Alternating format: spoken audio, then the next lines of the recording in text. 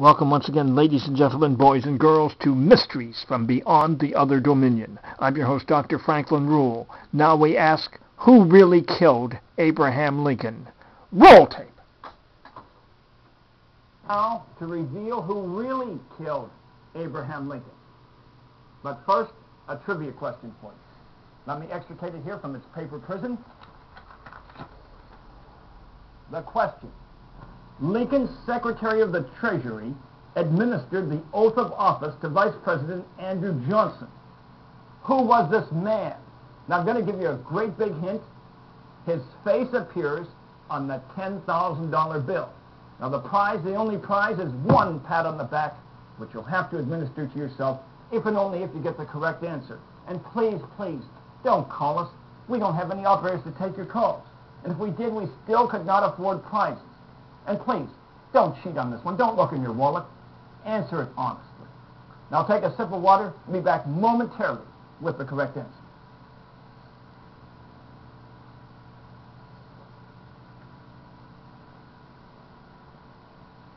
Again, please don't look in your wallet for a $10,000 bill. Thank you. Okay, time is up.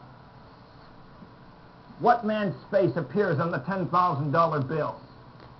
Salmon P. Chase. Now, Abraham Lincoln, of course, was assassinated on April 14, 1865 at Ford's Theater in Washington, D.C. by John Wilkes Booth. The play at the time was Our American Cousin. There's one doctor in the audience.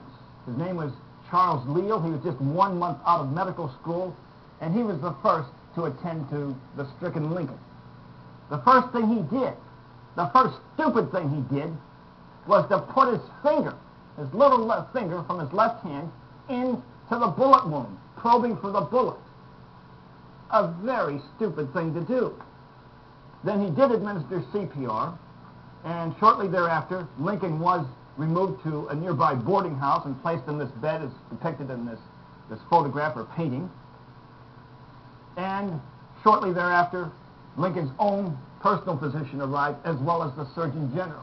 And the first thing they did, they each put their fingers in the bullet wound, in his brain. The wrong thing to do. Then the Surgeon General, Dr. Joseph Barnes, even did something more idiotic. He took a long metallic rod to probe for the bullet. He put it right through the entry wound and went to the back of Lincoln's eyes with this metallic rod, trying to find the bullet, which he never did find.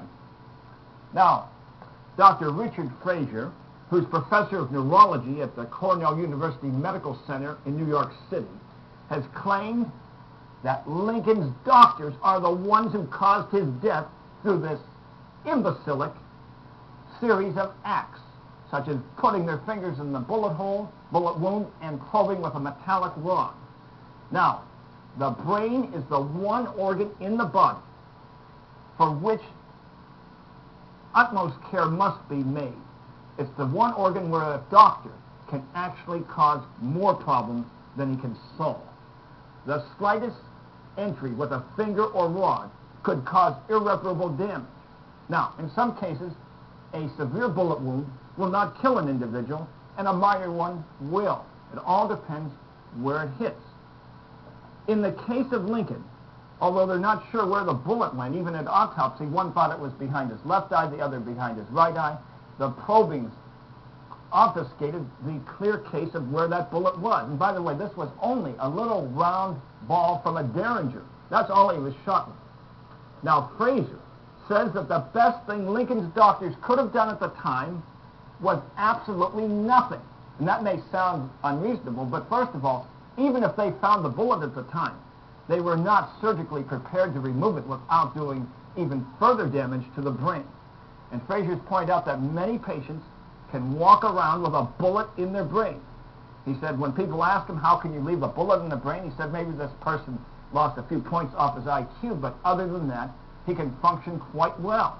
That the act of trying to surgically remove such a bullet could actually cause worse damage. And in the case of Lincoln, the bullet apparently did not hit that vital brainstem. So Frazier said Lincoln would have lived. and that the actions taken, such as putting the finger in the bullet wound only increased brain pressure, and was something that even a first-year medical student would not do today. He said it wasn't a good idea then, it wasn't a good idea today. That should not have been done, and certainly not probing with a metal rod. Now, many moons ago, I think it was on show number 4, I covered the case of Phineas Gage. This was a railroad worker up in Vermont who had what's called a tamping rod explosively go through his head. It went under his right eye and out through his head and did hit part of his brain. It was removed. He lived. He lost the sight in the eye, but other than that, he was fine. He was affected psychologically. He went around became a braggart carrying that rod with him and changed in perhaps being unreliable, whereas he'd always been a very reliable person. But he lived another 13 years after that accident, which looked like it would be fatal. In the case of Lincoln, you just can't say now how he would have been affected. There might have only been minor impairment, and he could have continued as president, or he might have been turned into a vegetable. No way to tell, but one thing is almost absolutely certain. He would have survived the shot from John Wilkes Booth if it had not been for his doctors. How about that? Now, until next time, may the power of the cosmos be with you. Yes, yes, yes.